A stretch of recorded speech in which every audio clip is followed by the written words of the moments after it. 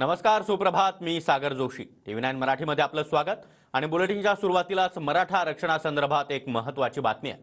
मराठा आरक्षणाबाबत curative petition स्वीकारल्यानंतर त्या संदर्भात आज पहिली सुनावणी होणार आहे. मराठा आरक्षणाबाबत क्युरेटिव्ह पिटिशनवर सुप्रीम कोर्टामध्ये ही सुनावणी पार पडेल. सरन्यायाधीश धनंजय चंद्रचूड यांच्या घटनापीठासमोर ही सुनावणी होणार आहे.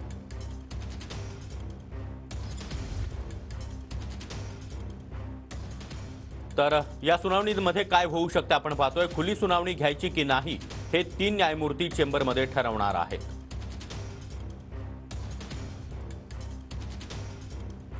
खुली सुनावणी घ्यायची ठरल्यास नवीन तारीख दिली जाऊ शकते.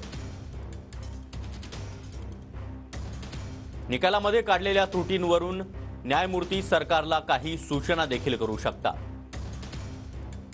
त्रुटींसंदर्भात सूचना दिल्यास सरकारला त्रुटी दूर करून अहवाल पुन्हा एकदा सादर करण्यासाठी वेळ दिला जाऊ शकतो. तसंच पुनर्विचार याचिकाच फेटाळली जाऊ शकते.